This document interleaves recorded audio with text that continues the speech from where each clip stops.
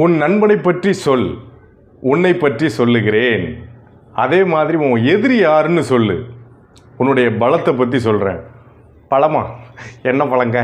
பலாப்பழமா இல்லை கோழிக்கூடு வாழைப்பழமா? அந்த பழம் இல்லை உங்க. அதாவது இந்த இடத்துல வந்து நகைச்சுவை தேவையில்லை.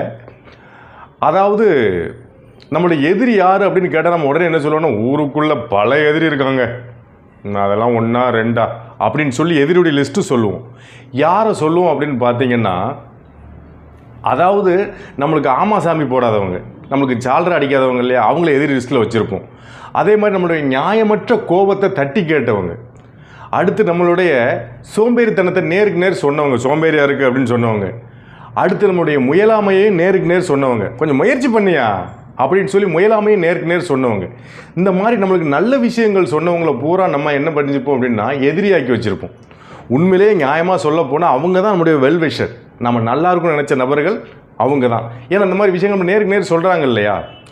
அதாவது இவங்களெல்லாம் எதிரின்னு சொல்லாமல் நம்முடைய உண்மையான எதிரி யார் அப்படிங்கிறத நம்ம எப்போ கண்டுபிடிக்கமோ அப்போ நம்ம வாழ்க்கையில் உயர்ந்த நிலைக்கு வருவோம்.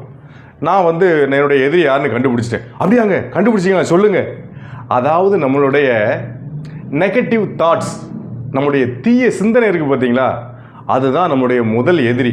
என்றைக்கு நம்முடைய தீய சிந்தனையை தூக்கி அல்லைக்கா தூக்கி மல்லைக்கா போடுறோமோ அப்போதுக்கு பிறகு ஆடி முடிஞ்சு ஆவணி வந்துச்சுன்னா டாப்புக்கு வந்துடும். மீண்டும் சந்திப்போம்.